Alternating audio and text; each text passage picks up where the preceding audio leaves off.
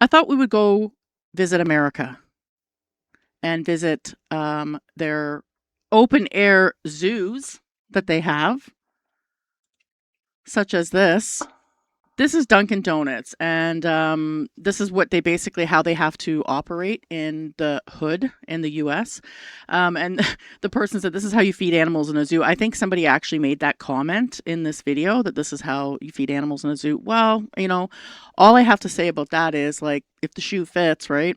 Yeah. So let's watch. Let's watch how they have to. You have to get your order in Dunkin' Donuts because we live in a low trust society now. And basically, and again, if you want to go down this rabbit hole a little bit further, I know I use that phrase a lot, but I think this is all by design so that people, are kind of stuck in their homes. They no longer want to go out and stuff like that. And everything is just kind of delivered to you. They're kind of getting us used to living in an open air prison. This house is a fucking prison on planet bullshit. In the galaxy of this sucks camel dicks. Because this is, basically what happens in a prison, right? Your food gets passed through a tray or through some kind of like, I don't know what you would call it, some kind of little hatch or fucking tunnel or something.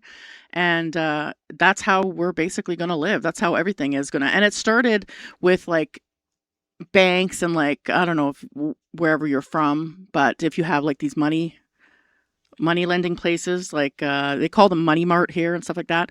And this was even like, I don't know, maybe 20 years ago, they started with the protective glass in front, which I get it. Like a bank, they kind of have to do the same thing because they're high risk for being robbed. But now you can't even go to the goddamn coffee shop and not feel like you're in some kind of fucking prison, open air prison. So this is what we get, right, with diversity. So it is our strength, I understand, but let's check it out. Look how they taking money at Dunkin' Donuts, y'all. Like, come on, man. What is this? It's crazy. Straight bulletproof glass through the whole thing, man. I mean, and the funny thing is about this, it's always a black person complaining about it with no self-awareness that it's, their community that is making it like this. So it's always like, and it's almost like I feel like they have that kind of, they know, so they kind of have this underlying guilt, but they don't have the IQ or the, the forethought, the theory of mind to put two and two together and realize that this is exactly why. Can't even breathe on these people. Look how sealed I know, this Donald. is. This is a professional seal. Like, you can't even talk to these people barely. What are you talking about, brother? There's holes in the glass or the plexiglass and stuff like that. And like you really want to talk to them anyways. Like, come on. And yes, it's very racist, Donald Ductator. I know. All of this stuff is racist. Anything that prevents a black person from, getting the means of what they want illegally is racist. Appreciate you, man. Getting up every day and seeing something like this, bro, that do something to your mental up here. It tell you, like, this how you... Bro, you should be used to it. That's how they give you shit in jail. So I don't know, like, what are you complaining about? Is it giving you flashbacks of the multiple times you've been in prison? Like, look around you. This is why your community is like this. And the problem I have, is like, at least, maybe not always, but at least, certain ethnic communities, primarily white, will call out the fucking shit behavior of their people, right? These guys never do. It's always some excuse, right? And then, like I said, they can't put two and two together and realize that all these things are being put in place because of their behavior. So he comes to say, I believe, that it's like a zoo. Well, again, like I said, if the shoe fits, these cities are fucking zoos. They're open air fucking zoos. The animals in the zoos are better behaved. Feed animals in a zoo, gang. Like, that's pretty much what it's telling your mentality. Like, I did say I don't trust you. You feel what I'm saying? What? Okay, well, why would somebody not trust you? People aren't just born not trusting, usually. If anything, they're born too trusting. So what would make people and what would make a business feel like they have to isolate their customers like that? I'll go back to saying 20 years ago, 25 years ago, when I was a teenager or, preteen or stuff like that, this didn't exist. And that's because there wasn't a large concern that, people were going to be assaulted behind the counter. We've seen it. We saw the grandmother that, got knocked out in Indiana. I think it was maybe a couple months ago, that, up in the girl's face that was working there. These people get paid. Now, okay, granted, in Canada, it's all Indians now working behind these establishments.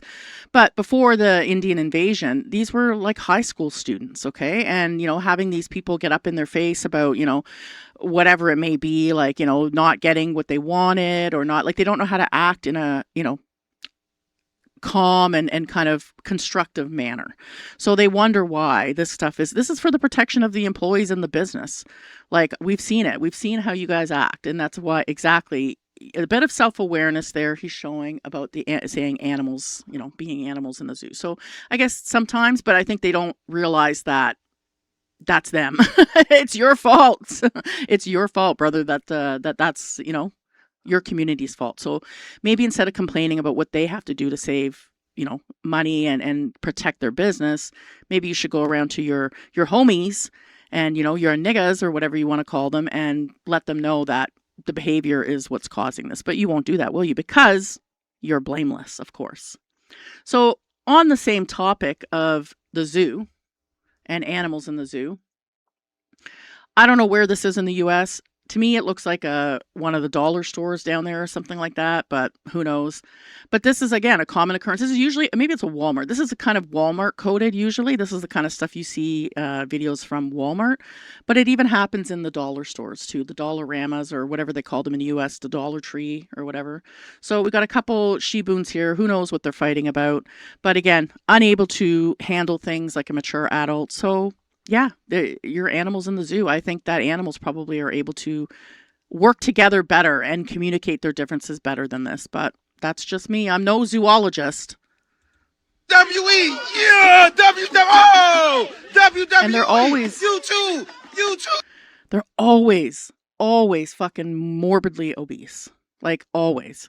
And I'm just like, I don't know what happened. Like, I saw something, and this doesn't necessarily apply to just, black people, but I saw, I don't know if it was a tweet or whatever it was, but anyways, they were talking about how even in like the 50s and 60s, like the obesity was not even like a huge thing. It was a very small percentage of the population, and they weren't like super morbidly obese or anything like that. And, a lot of it is tied to the food and all the shit that they put in our food, and the fact that you don't even have to cook food anymore. Like in the 50s, there wasn't many options. If you didn't want to cook dinner, like you could go out to a sit down restaurant, but again, that was not processed garbage. So, but I don't know if, blacks have some kind of gene that, like, as soon as they start eating like American food or Americanized food or whatever, like they just blow up like morbidly obese. Because I'm sure if you went back to Africa, there's probably not this many people that are that obese. So I always was fascinated with that. Whoa! WWE SmackDown versus Raw. And they're fucking filming it like it's fucking. No shit. Whoa! Yeah, I don't know what this story. Yes, go! Okay, TT, yeah! Like, fucking low-hanging fruit, like low-level entertainment, and they're all for it. You know what I mean? And it's just like, I don't know, man. I don't find it funny. I find it pathetic. But, I guess slow minds and, low IQs are easily entertained, I suppose. Yeah, security ain't shit. Yeah, security. They want to call security. Okay. Oh, this guy's a security. I don't know if he's a security guard or not, but if this was here, what is the security guard going to do? She's a 5'2", 90-pound fucking Jeet. What the fuck are they going to do when you got a bunch of huge she-boons fucking, pulling hair and ripping weaves out and stuff like that over God knows what? Probably, their man or their baby daddy slept with one of the other ones. Who fucking knows? It's always some kind of ridiculous shit. But yeah, we have to shop with this stuff too, right? And it's a wonder why nobody wants to go shopping anymore. They want to go out and shop. Like, bro, I just want to go get my fucking vegetables, man. Like, can we do that without fucking witnessing live action WWE? Go home, ya goat rootin' fucks. Get fucked, Habib.